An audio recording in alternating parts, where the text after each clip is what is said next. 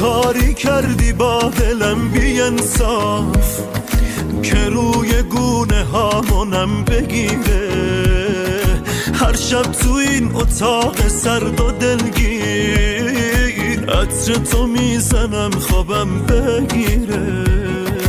دخترک قصه من کجایی؟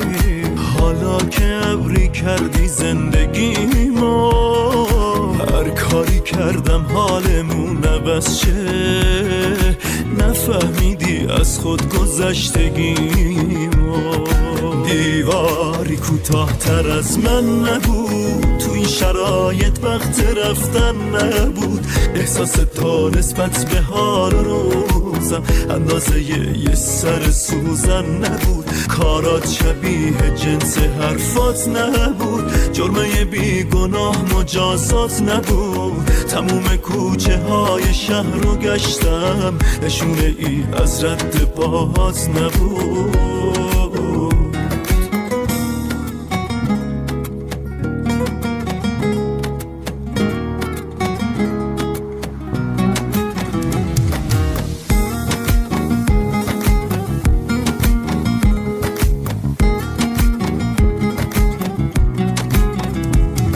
خسته شدم دیگه بس بهونه، هرچی زمان میره حالم همونه. بارونیمو از تو کمد میارم، منم میرم از این دیوونه خونه. باشه میرم از این دیوونه خونه.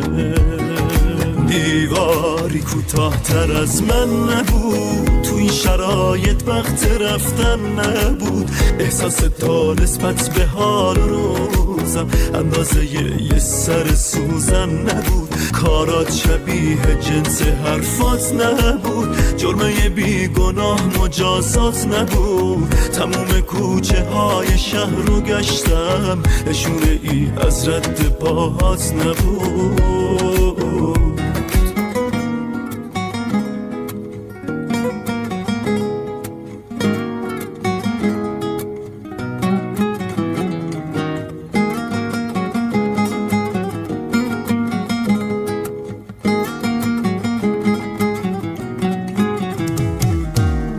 سعید سام، رضا شیری استدیو.